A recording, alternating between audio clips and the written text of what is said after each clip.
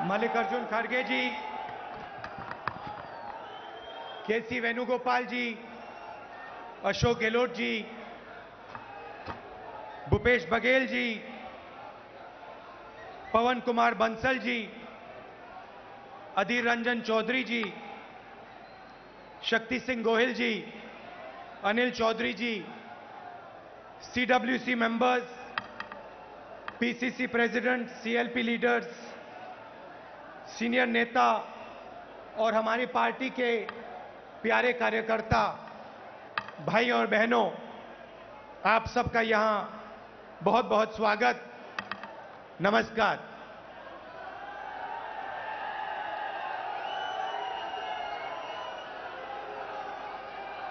देश की हालत आपको दिख रही है। देश में क्या हो रहा है, क्या नहीं हो रहा है, आपसे नहीं छुपाया जा सकता है।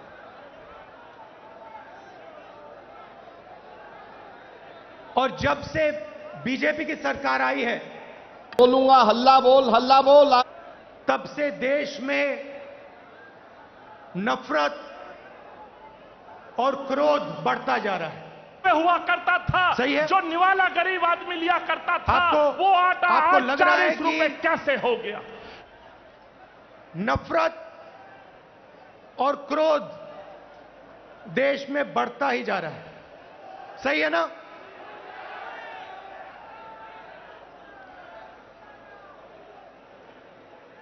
नफरत किसको होती है? भाइयों और बहनों, नफरत डर का एक रूप है। जिसको डर होता है उसी के दिल में नफरत पैदा होती है। जो डरता नहीं है, जिसको डर नहीं होता है, उसके दिल में नफरत पैदा नहीं होती है। तो भाइयों और बहनों, जब हम कहते हैं हिंदुस्तान में नफरत बढ़ रही है, उसी बात को दूसरे तरीके से कहना कि हिंदुस्तान में डर बढ़ता जा रहा है। किस चीज का डर? भविष्य का डर, महंगाई का डर, बेरोजगारी का डर, यह बढ़ता जा रहा है। और इसके कारण हिंदुस्तान में नफरत बढ़ती जा रही है। और नफरत से क्या होता है? नफरत से लोग बढ़ते हैं, देश बढ़ता है और देश कमजोर होता है। बीजेपी और आरएसएस के नेता देश को बांटते हैं और जानबूझकर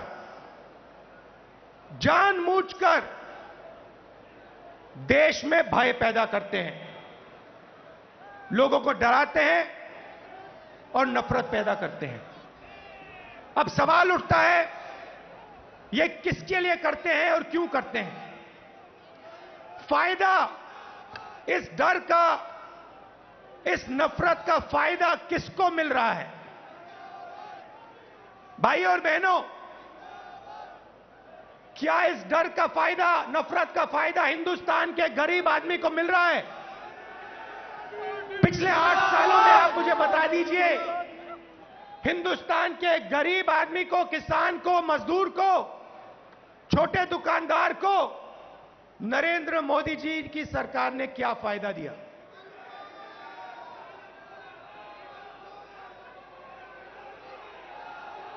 पूरा का पूरा फायदा, डर और नफरत का फायदा हिंदुस्तान के 2 उद्योगपति उठा रहे हैं।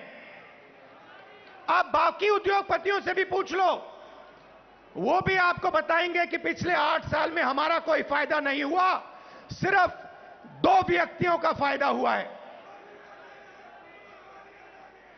और देखने को मिल रहा है, चाहे एयरपोर्ट हो, चाहे पोर्ट हो, सड़कें हो, सब कुछ, सेलफोन, तेल, सब कुछ इन्हीं दो व्यक्तियों के हाथ में जा रहा है।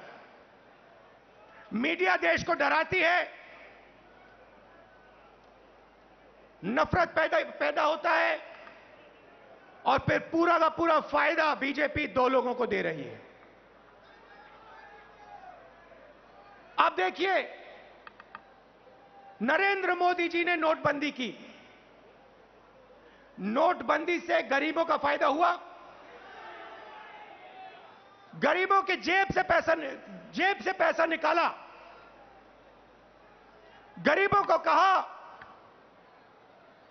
काले धन के खिलाफ लड़ाई है, और फिर कुछ ही महीनों बाद आपने देखा कि जो आपके जेब में से पैसा निकाला गया था, लाखों करोड़ रुपए, देश के सबसे बड़े उद्योगपतियों का कर्जा माफ किया गया। किसान का कर्जा माफ नहीं करेंगे, किसान के खिलाफ 3 काले कानून लाएंगे, कहेंगे कि ये कानून किसानों के फायदे के लिए है। अगर किसानों के फायदे के लिए है तो फिर पूरे देश में किसान क्यों खड़ा है, सड़कों पे क्यों उतरा है और आपके खिलाफ क्यों खड़ा है? ये 3 कानून किसानों के लिए नहीं थे, ये 3 कानून उन्हीं 2 उद्योगपतियों के लिए थे। और हिंदुस्तान के किसान को यह बात एकदम समझ आ गई, इसलिए हिंदुस्तान का किसान सड़क पे आके खड़ा हो गया और उसने नरेंद्र मोदी जी को अपनी शक्ति दिखा दी। और जब नरेंद्र मोदी जी को पता लगा कि हिंदुस्तान के किसान की शक्ति मेरे खिलाफ खड़ी है, तो नरेंद्र मोदी जी ने वहीं कानून रद्द कर दिए। यही बात जीएसटी के साथ हुई। कांग्रेस पार्टी एक दूसरी जीएसटी लाना चाहती थी, बीजेपी ने जीएसटी को बदला, 5 अलग अलग टैक्स और जबरदस्त चोट। जो छोटे दुकानदार हैं, स्मॉल और मीडियम साइज बिजनेस वाले हैं, मजदूर हैं, किसान हैं, उन पर चोट मारी। और आज हालत क्या है? और यहां स्टेज से बोलना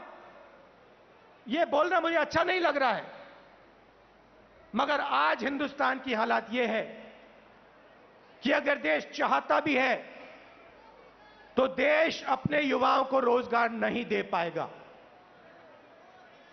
क्यों? भाइयों और बहनों, देश को रोजगार ये 2 उद्योगपति नहीं देते हैं।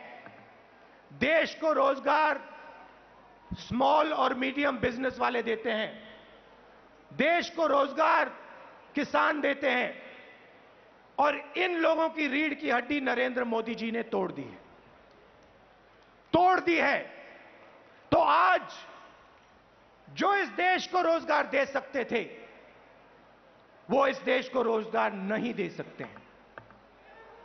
और बेरोजगारी, जो आज आपको बेरोजगारी दिख रही है, वो आने वाले समय में और भी बढ़ेगी। एक तरफ आपको बेरोजगारी की चोट लग रही है और दूसरी तरफ महंगाई। मेरे पास आंकड़े हैं, 2014 में एलपीजी का सिलेंडर 410 रुपए का था, आज 1050 रुपए का है। पेट्रोल 70 रुपए लीटर, आज तकरीबन 100 रुपए लीटर। डीजल 55 रुपए लीटर, आज 90 रुपए लीटर।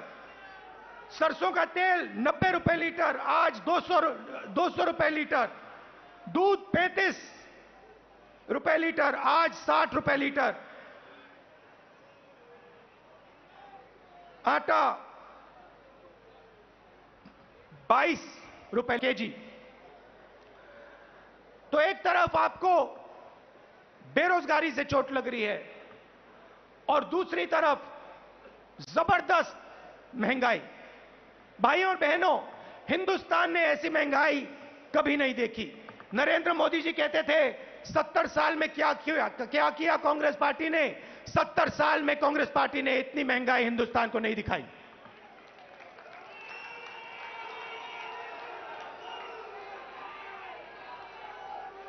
तो हिंदुस्तान का आम नागरिक बहुत मुश्किल में है, बहुत दर्द सह रहा है। और जब विपक्ष इन बातों को पार्लियामेंट में उठाना चाहती है तो नरेंद्र मोदी जी और उनकी सरकार विपक्ष को पार्लियामेंट में बोलने नहीं देती। चाहे किसानों का मुद्दा हो, चाहे चाइना का आक्रमण जो हुआ उसकी बात करना चाहें, बेरोजगारी की बात करना चाहें, महंगाई की बात करना चाहें, हम नहीं कर सकते, पार्लियामेंट में नहीं कर सकते। और आप देखिए यहां हमारे मीडिया के मित्र हैं, इनका काम जो जनता के मुद्दे हैं उनको उठाने का होता है, मगर ये भी अपना काम नहीं करते हैं। 24 घंटा ये कैसे करेंगे?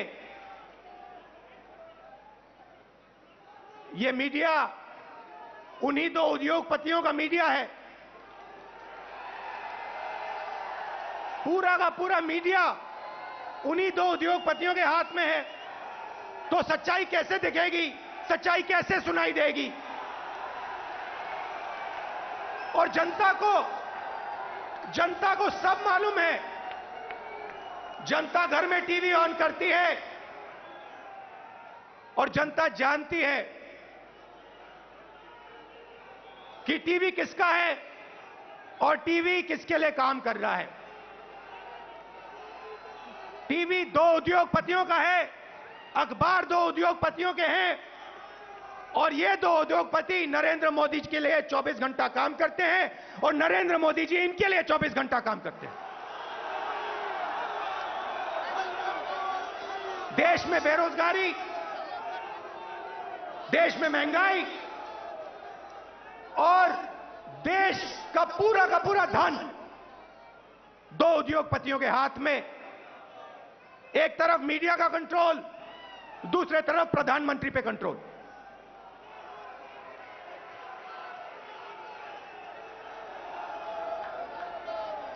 अभी किसी ने कहा नरेंद्र मोदी जी प्रधानमंत्री हैं, मगर मैं आपको एक गारंटी दे सकता हूं, नरेंद्र मोदी जी प्रधानमंत्री हैं, मगर उन दो उद्योगपतियों के समर्थन के बिना नरेंद्र मोदी प्रधानमंत्री नहीं हो सकते। मीडिया के समर्थन के बिना नरेंद्र मोदी प्रधानमंत्री नहीं हो सकते। और जो हिंदुस्तान के इंस्टीट्यूशंस हैं, चाहे मीडिया हो, प्रेस हो, चाहे हमारी जुडिशरी हो, चाहे हमारा इलेक्शन कमीशन हो, उन सब पर दबाव है, उन सब पर सरकार आक्रमण कर रही है। तो यात्रा की क्या जरूरत है? यात्रा की यह जरूरत है कि विपक्ष के सामने और कोई रास्ता ही नहीं है, हमें सीधा जनता के बीच में जाना पड़ेगा। मीडिया हमारा नहीं, संसद में हम बोल नहीं सकते, तो अब कांग्रेस पार्टी और बाकी विपक्ष के पास सिर्फ एक रास्ता है, जनता के बीच में जाकर उनको देश की सच्चाई बताना।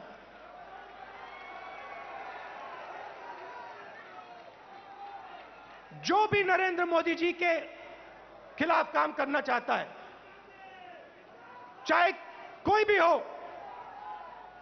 विपक्ष की पार्टी हो, एक्टिविस्ट हो, एनजीओ का कोई व्यक्ति हो, उस पर पूरा का पूरा जबरदस्त आक्रमण होता है। ईडी, सीबीआई, इनकम टैक्स, ये सब के सब लगा दिए जाते हैं। 55 55 घंटे मुझे ईडी में वहां पे बैठाया। मगर मैं एक बात समझाना चाहता हूं नरेंद्र मोदी जी को, मैं आपकी ईडी से नहीं डरता हूं, मुझे कोई फर्क नहीं पड़ता। आप 55 घंटे करो, 100 घंटे करो, 200 घंटे करो, 500 घंटे करो, 5 साल करो, कोई फर्क नहीं पड़ता मुझे। ये हमारा जो संविधान है, जो इस देश की आत्मा है, आज इसकी रक्षा करना, आज इसको बचाने का काम हर हिंदुस्तानी नागरिक को करना पड़ेगा। क्योंकि अगर हमने ये नहीं किया, अगर हम आज नहीं खड़े हुए, तो फिर ये देश नहीं बचेगा। क्योंकि ये देश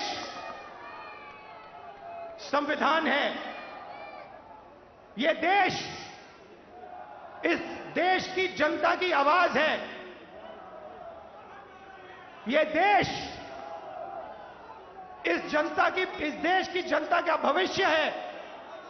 ये देश दो उद्योगपतियों का नहीं है, ये देश हिंदुस्तान के गरीब लोगों का है।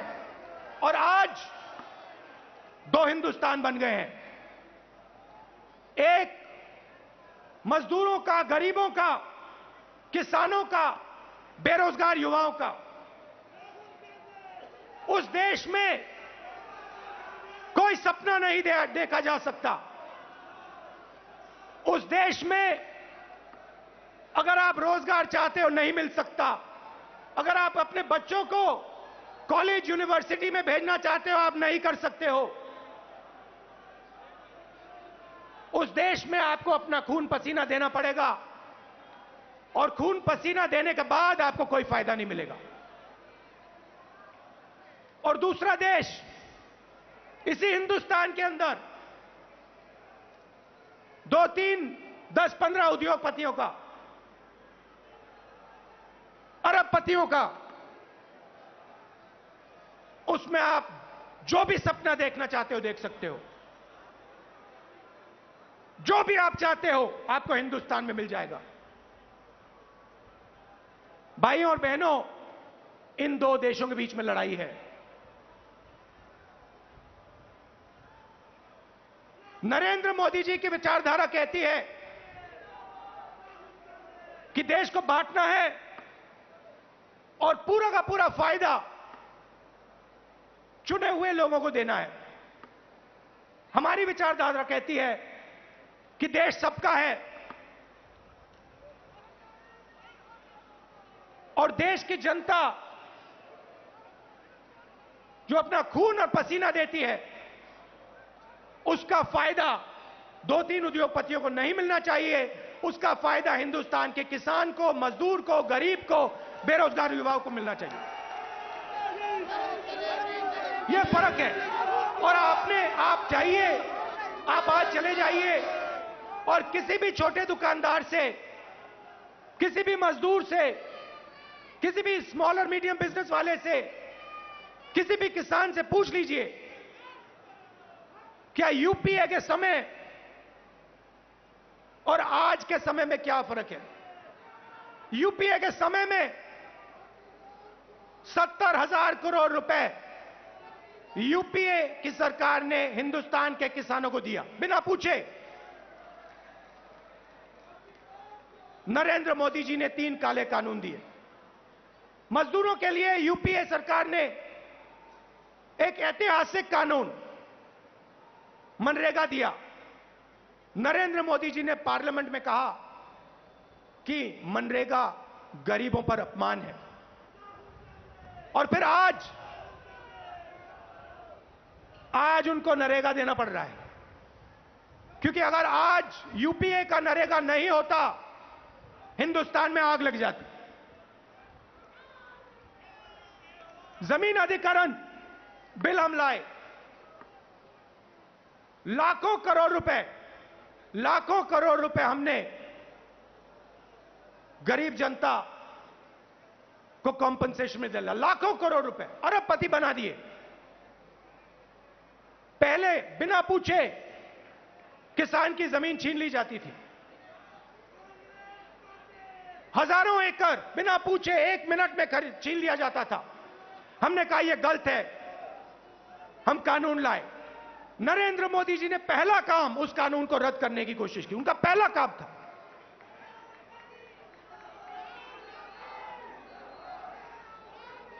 यूपीए के समय आर्थिक प्रगति थी, हम करोड़ों लोगों को हमने गरीबी से निकाला। जितने लोगों को हमने 27 करोड़ लोगों को गरीबी से निकाला 10 साल में, 27 करोड़ लोग।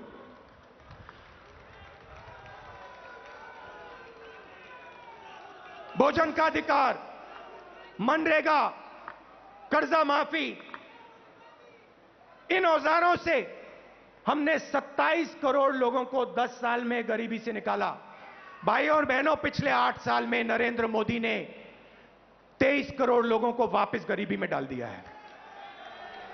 तो जो हमने काम किया 10 साल में, उन्होंने 8 साल में खत्म कर दिया। और फिर जाके भाषण देते हैं, प्रगति की बात करते हैं, न्यू इंडिया की बात करते हैं, मेक इन इंडिया की बात करते हैं, कहते हैं कि हिंदुस्तान बदल गया। हिंदुस्तान को नरेंद्र मोदी जी पीछे ले जा रहे हैं।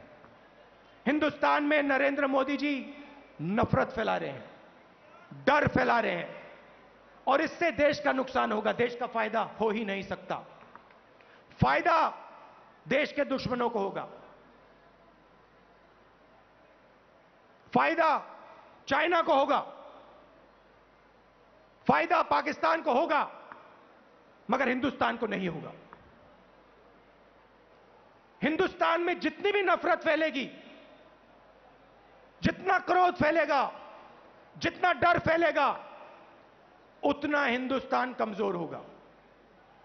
और पिछले 8 सालों में नरेंद्र मोदी जी ने हिंदुस्तान को कमजोर करने का काम किया है। जो हमारी आर्थिक शक्ति थी उसको खत्म किया। बेरोजगारी, 40 साल से सबसे ज्यादा बेरोजगारी आज हिंदुस्तान में, वो नरेंद्र मोदी जी की देन है। मैं आपसे पूछना चाहता हूं, क्या महंगाई से, बेरोजगारी से, नफरत से देश मजबूत होता है क्या? कौन सी दुनिया में नफरत, बेरोजगारी, महंगाई से देश मजबूत होता है? देश कमजोर होता है। और नरेंद्र मोदी जी और बीजेपी देश को कमजोर करने का काम कर रहे हैं।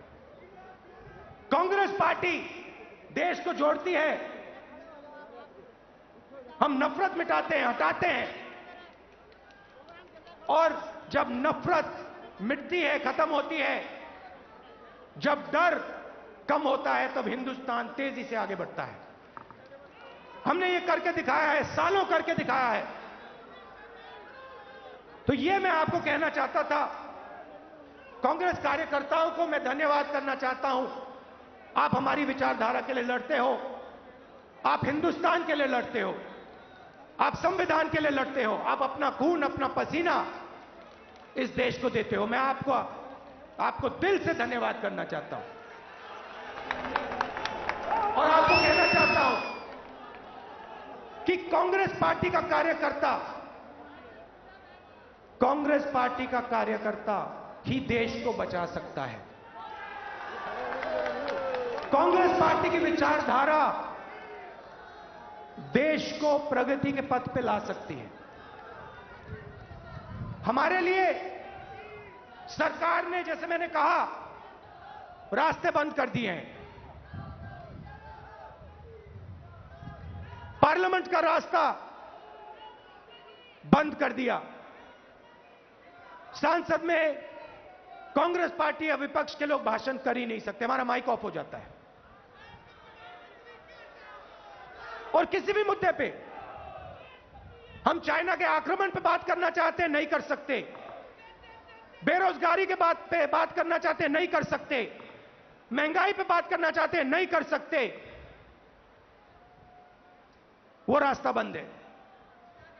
जो हमारे इंस्टीट्यूशंस हैं, चाहे वो मीडिया हो, चाहे वो इलेक्शन कमीशन हो, जुडिशरी हो, मैंने कहा उन पर आक्रमण है, उन पर दबाव है। तो हमारे लिए सबके सब रास्ते बंद है, एक ही रास्ता बचा है और वो रास्ता हमें सबसे अच्छा लगता है। जनता के बीच में जाकर, सीधा जनता के बीच में जाकर जनता को जो देश की सच्चाई है वो बताना, और जो जनता के दिल में है उसको गहराई से सुनना और समझना। इसीलिए कांग्रेस पार्टी भारत जोड़ो यात्रा शुरू कर रही है।